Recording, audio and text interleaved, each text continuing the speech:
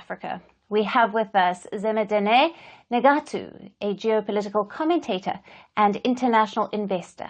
He is joining us live from Addis Ababa. Thank you for being with us. Let's jump right in. How might Trump's second term affect economic and trade relations between the United States and African nations, considering the policies from his first administration? Right. First of all, as always, thank you for having me.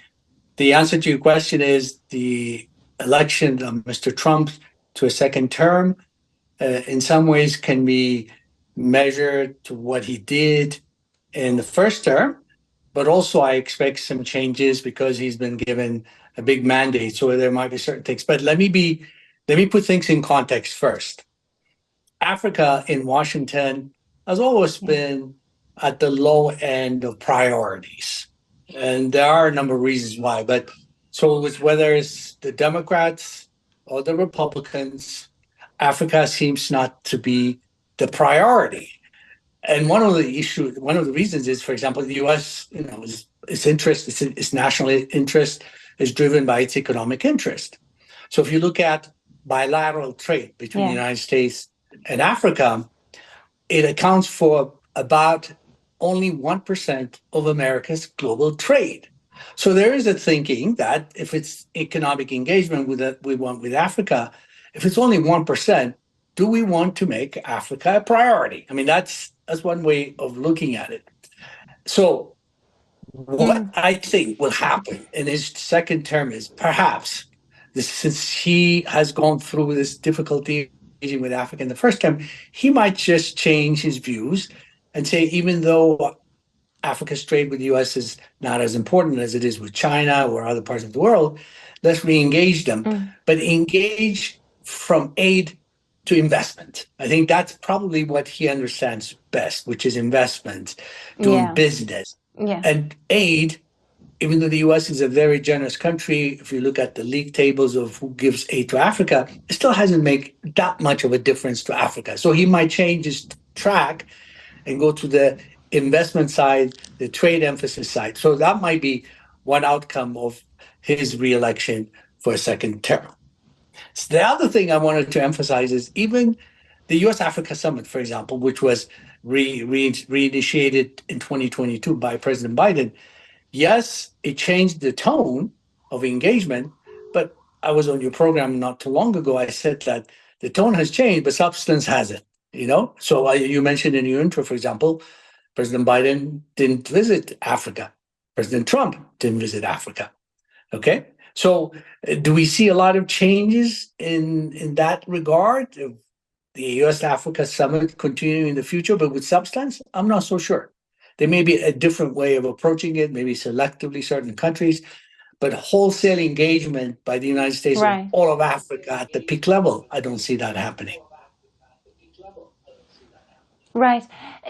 Let me jump in here. With African countries increasingly partnering with global powers like China and Russia, how might Trump's approach to foreign policy influence Africa's geopolitical landscape and its strategic alliances? We have seen Africa become a bit of a geopolitical battleground recently.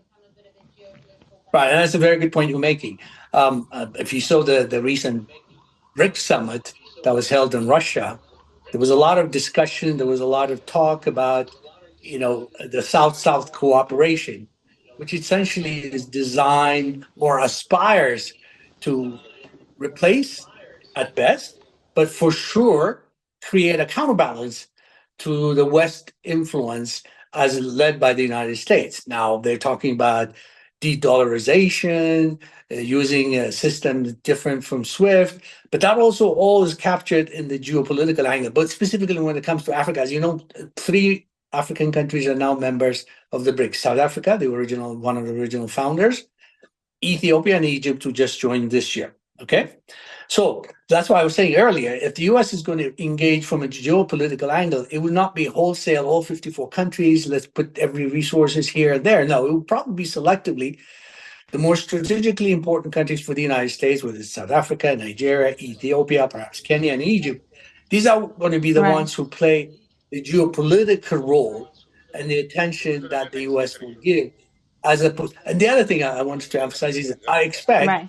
President Trump and his administration to disengage from promoting certain controversial issues in Africa. I mean, the cultural issues Right. that I think a lot of Africans did not accept. He may not also be promoting Yes. issues like American style democracy or Western democracy to be implemented in Africa. I think he's going to definitely disengage from those, which I think the Democrats have been emphasizing for years Right. and decades. That definitely is going to be de-emphasized. So geopolitics, BRICS will play a big role, but the U.S. will counter that on a Yes. selective basis. My emphasis, my expectation is American businesses would probably be encouraged to take the lead, supported by, for example, the United States Yes. Development Financial Corporation, which, by the way, was created by Donald Trump during his first administration, as Zimidine. opposed to the U.S. government taking the lead on Yeah. aid or pouring in sovereign wealth, which it doesn't have. But that would be the kind of structure Right. you should expect going forward. Right. Thank you very much.